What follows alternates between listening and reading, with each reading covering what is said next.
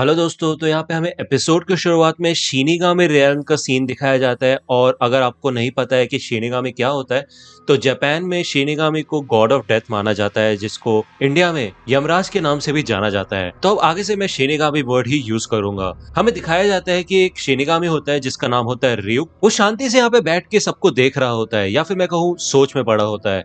और वहां पे मौजूद बाकी सारे शिनिगामी आराम कर रहे होते हैं, या फिर वो अलग अलग तरीके के गेम खेल रहे होते हैं। यहाँ पे हमें दूसरी ओर इंसानी दुनिया का सीन दिखाया जाता है, जहाँ पे एक हाई स्कूल स्टूडेंट होता है लाइट यागामी, और वो अपनी इंग्लिश क्लास में बैठा होता है। शिनिगामी रेयन की तरह उसके क्लासमेट्स या तो गेम खेल रहे होते हैं या फिर चुपके चुपके बातें कर रहे होते हैं, और जो उनको पढ़ाया जा रहा होता है वो उसको इग्नोर कर रहे होते हैं। वो टीचर लाइट यागामी को एक जापानीज सेंटेंस को इंग्लिश में ट्रांसलेट करने के लिए कहता है, और लाइट यागामी बिना किसी दिक्कत के वो कर देता है, जिससे कि हमें दिखाया जाता है कि वो काफी ज्यादा स्मार्ट है। जब वो घर वापस जा रहा होता है तो वहाँ पे न्यूज रिपोर्टिंग हो रही होती है। पब्लिक टेलीविजन में अलग अलग क्राइम्स की न्यूज कवर की जा रही होती है, और हमें दिखाया जाता है कि धीरे धीरे दुनिया में क्राइम्स बढ़ते जा रहे हैं। यहाँ पे ryuk और लाइट के जरिए हमको दो अलग दुनिया का कंपैरिजन दिखाया जाता है, और वो दोनों यही सोचते हैं कि उनकी दुनिया सड़ चुकी है। अगले दिन जब लाइट क्लास में होता है तो वो लेक्चर पे ध्यान नहीं दे रहा होता, क्योंकि उसको पहले से वो चैप्टर आता होता है। तो वो खिड़की से बाहर देखता है और उसे दिखाई देता है कि आसमान से एक नोटबुक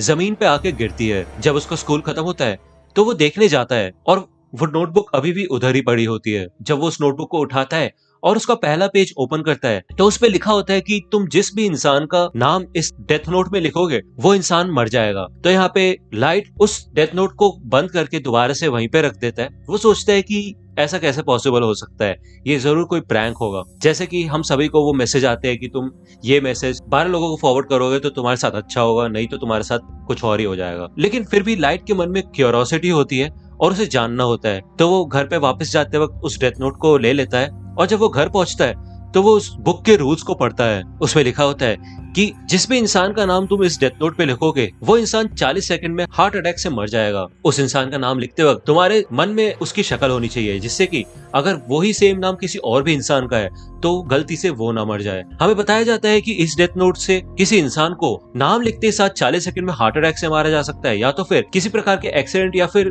बीमारी से भी मारा जा सकता है। दूसरे ऑप्शन के लिए उस पर्सन का नाम लिख के नीचे एक्सीडेंटल डेथ लिख के 6 मिनट 40 सेकंड में पूरा डिस्क्राइब करना होता है कि कैसे कैसे क्या क्या होना चाहिए। इतना सब कुछ पढ़ने के बाद लाइट अपने बेड पे लेट जाता है और वो कहता है कि ये तो कहना पड़ेगा कि प्रैंक के नाम पे तो ये काफी ज्यादा डिटेल्ड है। तो वो सोचता है कि इसको ट्राई करके देखा जाए, लेकिन वो नाम लिखने से पहले ये सोचता है कि अगर मैंने नाम लिखा और सच में कोई मर गया तो उससे तो मैं मर्डरर बन जाऊंगा। लेकिन तभी वहाँ पे टीवी पे एक लाइव न्यूज चल रही होती है, जहाँ पे एक क्रिमिनल ने एक डे केयर में कुछ टीचर्स और बच्चों को बंदी बना दिया होता है। न्यूज रिपोर्टिंग में बताया जाता है कि ये वही क्रिमिनल है जिसने पिछले दिन शॉपिंग मार्ट में भी एक क्राइम किया था।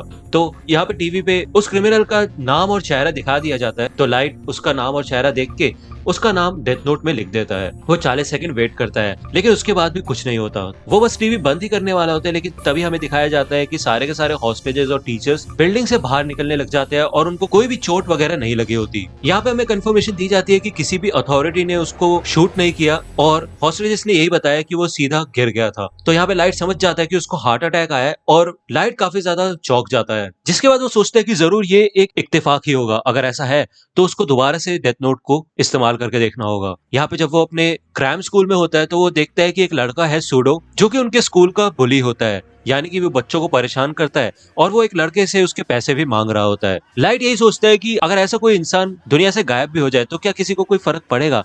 लेकिन लाइट यही बोलता है कि उसको ऐसे लोगों को मारना अवॉइड ही करना चाहिए जिनको वो जानता है।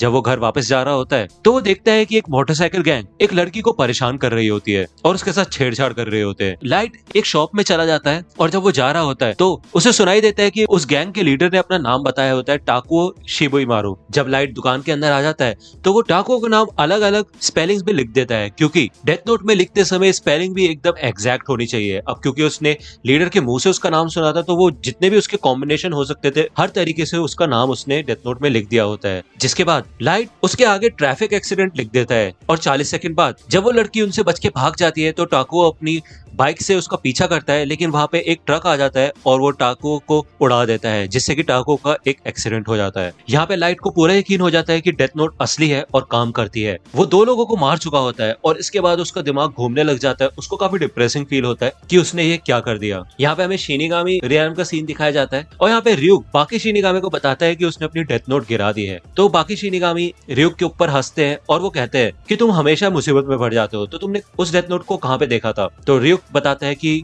इंसानी दुनिया में, मैंने उसे इंसानी दुनिया में गिराया है। यहाँ पे वो शिनिगामी कहते हैं कि तुम्हारे पास तो दूसरी डेथ नोट भी थी ना। तो यहाँ पे हमें दिखाया जाता है कि ryuk के पास दूसरी डेथ नोट भी होती है, लेकिन उसको अपनी पहली डेथ नोट भी चाहिए होती है। तो यहाँ पे एक पोर्टल होता है जो कि इंसानी दुनिया और शिनिगामी रियन को आपस में कनेक्ट करता है। यहाँ पे ryuk अपने पंख फैला लेता है और वो पोर्टल से इंसानी दुनिया में आ जाता है। यहाँ पे लाइट भी स्कूल से घर आ जाता है और उसकी मॉम को अपने नेशनल प्रैक्टिस एग्जाम के रिजल्ट्स देता है। उसमें भी वो फर्स्ट ही आया होता है। यहाँ पे उसकी मॉम कहती है अगर तुम्हें कोई गिफ्ट वगैरह चाहिए तो तुम बता सकते हो, लेकिन लाइट अपने रूम में चला जाता है और वो कहता है कि मेरे को कोई गिफ्ट नहीं चाहिए, जो मुझे चाहिए था वो मुझे मिल चुका है। वो डेथ नोट को ओपन करता है और हमें दिखाया जाता है कि उसने काफी सारे नाम वहाँ पे लिख दिए होते हैं। जब वो इन सब नामों को देख के हंस रहा होता है तो वहाँ पे ryuk आता है और लाइट ryuk को देख के डर जाता है और अपनी कुर्सी से गिर जाता है। ryuk बताता है कि तुम जिस हिसाब से हंस रहे हो, मेरे ख्याल से तुम्हें पता चल चुका है कि ये कोई आम नोटबुक नहीं है। तो ryuk बताता है कि वो वही शिनिगामी है जिसने ये डेथ नोट यहाँ पे गिराई थी। तो यहाँ पे लाइट उठता है और वो कहता है कि ryuk, मैं तुम्हारा ही इंतजार कर रहा था, मुझे पता ही था कि ये कोई आम डेथ नोट नहीं है